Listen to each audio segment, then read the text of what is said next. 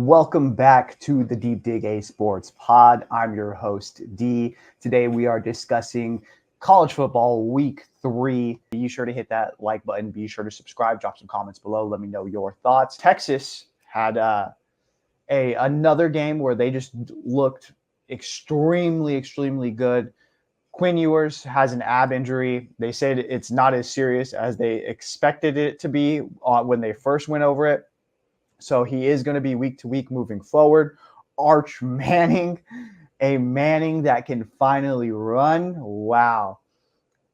And again, not to backtrack, I know Drew already talked about South Carolina, but that's what pisses me off. If you're going to be in the SEC, if you're going to want to be a big boy program, what are we doing having guys that are playing quarterback for us that do not know how to throw the ball? Ashford did not belong on that field. Ashford did not show up to this moment for South Carolina. That was pretty ridiculous. And look at Texas, a team that barely got to the SEC, has two quarterbacks. Quinn Ewers, who is, I think, one of the best quarterbacks in the country. I think he's a little bit above Carson Beck. And then you have Arch Manning, 5-star Arch Manning, who is a Manning, who can also run, and who is showing that he has a bunch of tools at his arsenal, and he is ready to rip and roll. So you cannot be taken seriously if you do not have a guy that could sling the rock. What are we doing? So you feel good if you're Texas. I'm pretty sure you're going to be ranked number 1 moving forward, and you deserve it. Oregon, the Oregon Ducks finally showed up to play. This was a team that struggled the first 2 weeks.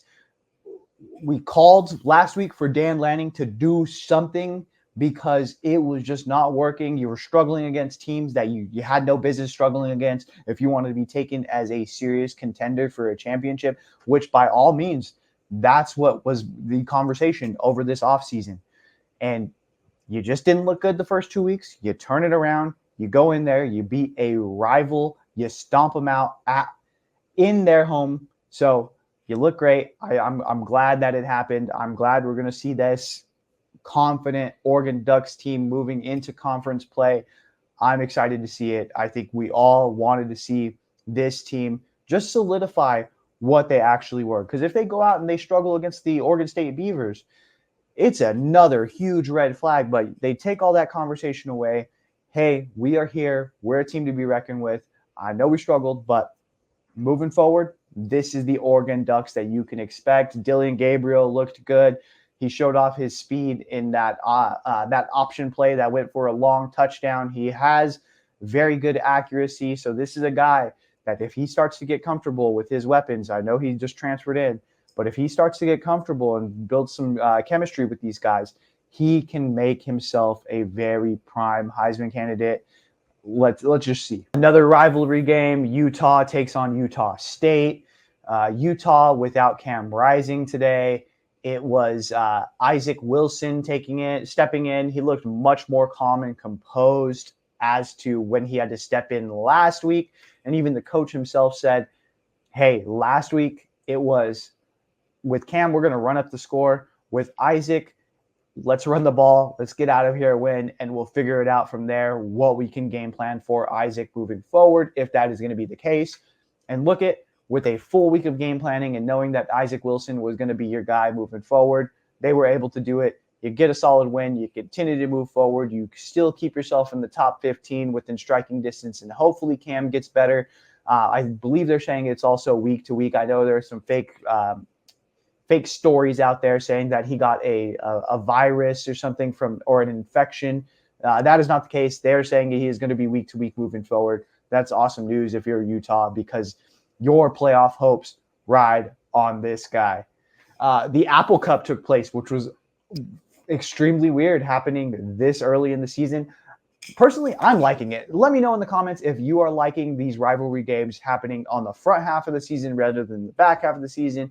I think it's awesome. I think that it is one thing because it's a game that means something early on in the season, and you can take that momentum and push it forward through the rest of your entire season. I think that changes the trajectory of what you're doing moving forward.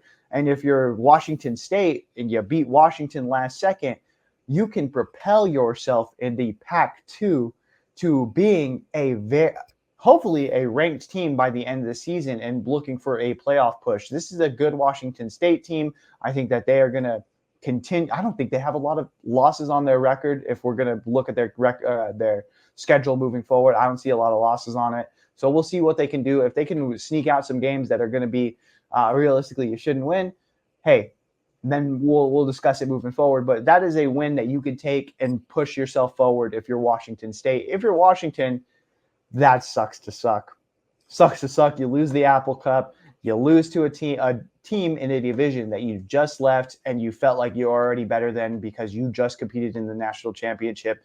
You know it's a complete reset, obviously, and that is just another reminder that it's going to be a long trek back. You are not making it to any national notoriety anytime soon. So congratulations on your season last year. Welcome to this season. Be sure to hit that like button, subscribe to stay up to date on all the things that we're talking about. Later.